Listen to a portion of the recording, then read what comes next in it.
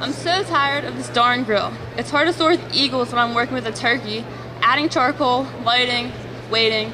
Too hot, too cold, I can't stand it anymore. Well, there sure are other ways to do this and save your sanity. I refuse to spend hundreds of dollars on one of those fancy schmancy grill smoker ovens at the building centers. I don't blame you. I wouldn't either. I'm quickly becoming a gourmet chef. Well, if you are, then what's your secret? Well, I built my own outdoor stove. It sits right next to my hot tub and next to my deck. Not that hard to do, and the things you can do with it are simply amazing. If you want, I will show you. You too, have a seat and watch.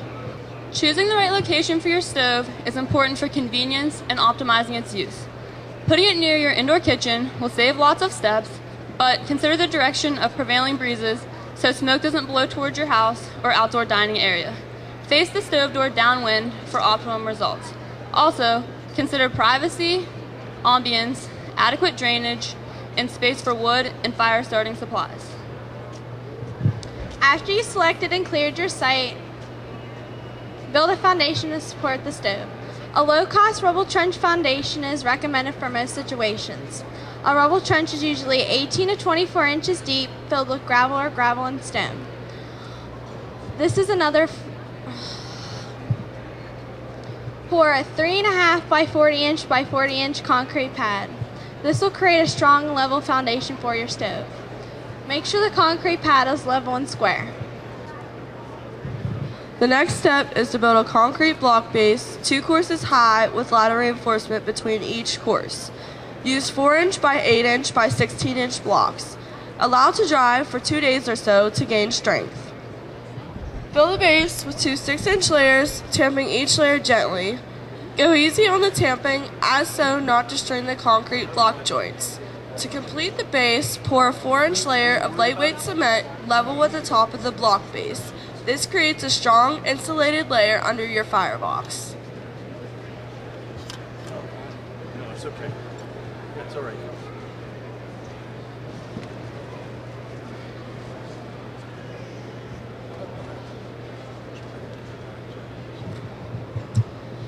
Perlite is perfect for high heat applications such as this.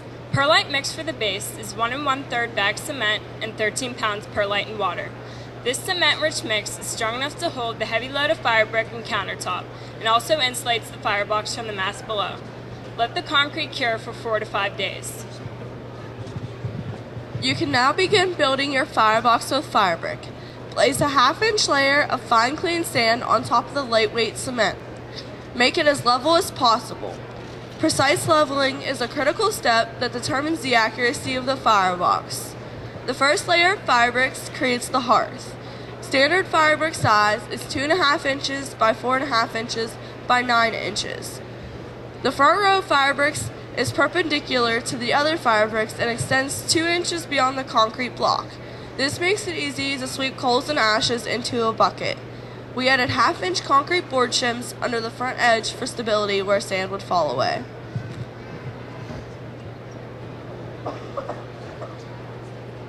All fire bricks are placed without mortars so they are free to expand and contract. This placement method involves carefully sliding each fire brick straight down into place to avoid gaps.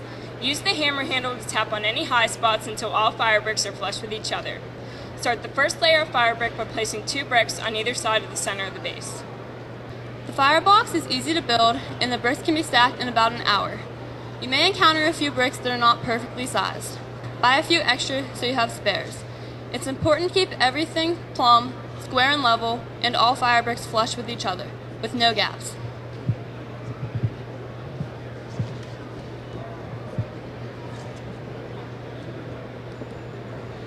At this point, you can put the steel shelf for the chimney in place. It measures 14 3/4 inches by 18 inches by 1.5 inches and is made of 1/4 inch steel. The most important measurement is the inside width, which for our shelf measures 14 1/4 inches. This allows fire bricks to fit perfectly without being cut. Cut a 6-inch diameter hole in the center for the stovepipe.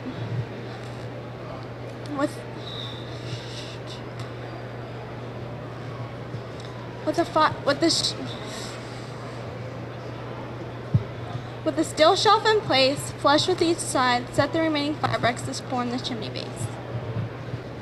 To form the outside of the oven, set the remaining 2 courses of concrete block, being careful not to bump the fire brick. Leave an 1/8 inch opening around the front of the firebox to allow for expansion and contraction. We stack bricks temporarily inside the firebox to keep them in place. You will need a right angle grinder or a wet saw to cut a few concrete blocks around the front of the firebox. Both tools will do the job.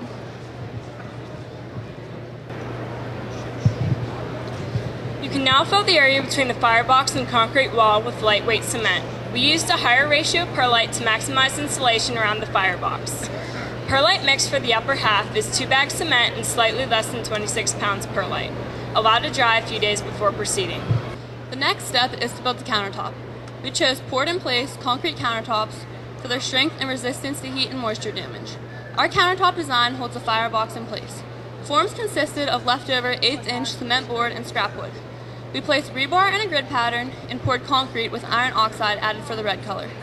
Create an 1/8 inch space between chimney and countertop with a removable shim to allow for expansion and contraction.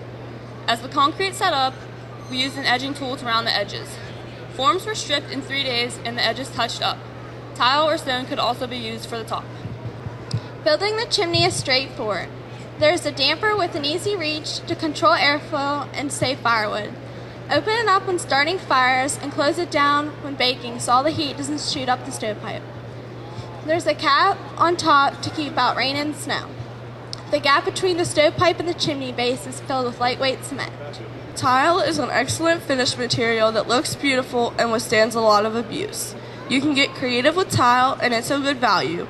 You might want to choose your tile in advance to make slight adjustments to the stove size for a perfect fit. You can tweak sizes of concrete block joints to get the tile to fit perfectly and reduce the amount of tile cutting. You can also apply stucco to the concrete blocks or simply paint them. Time just does not allow us to demonstrate doing the tiling. All you need to turn your outdoor oven into a smoker is a grill grate, which is a typical oven grate about the middle of the firebox.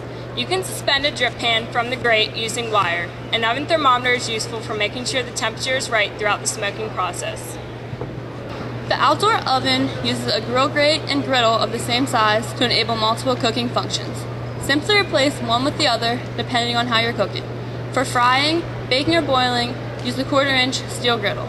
For baking, stack bricks or concrete blocks on top of the griddle to store heat. Another nice feature is adding a grate to the bottom of the firebox to raise pans slightly to improve air circulation and reduce burning. Adding a stove gasket to seal the griddle and reduce air leaks makes it more energy efficient. The door is a key feature needed for baking.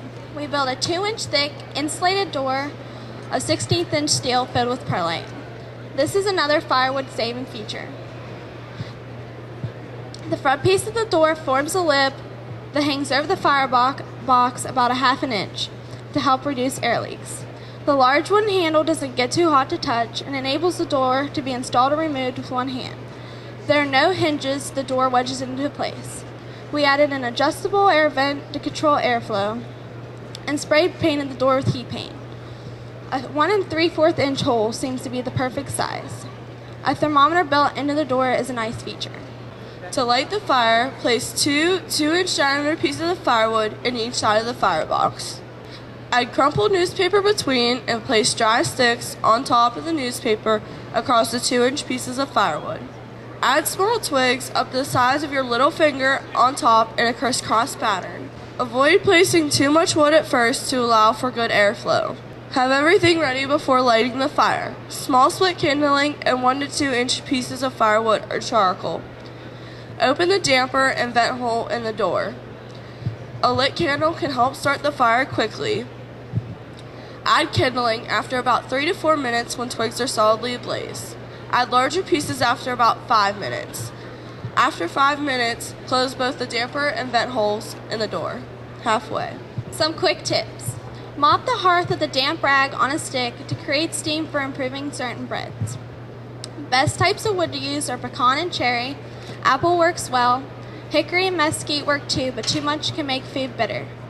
Cook from the side so you're not standing directly in front of the firebox.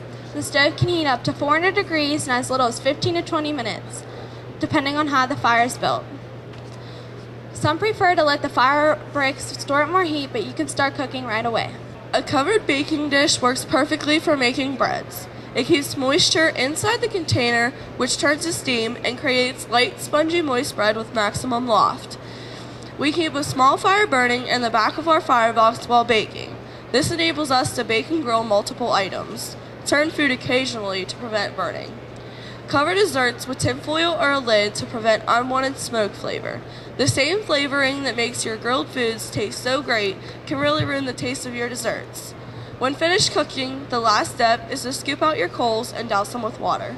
Thank you for spending this time with us. We hope you've spent your time wisely. An outdoor device like this might be just what you need by your patio or to go along with your hot tub. Why don't you get cooking?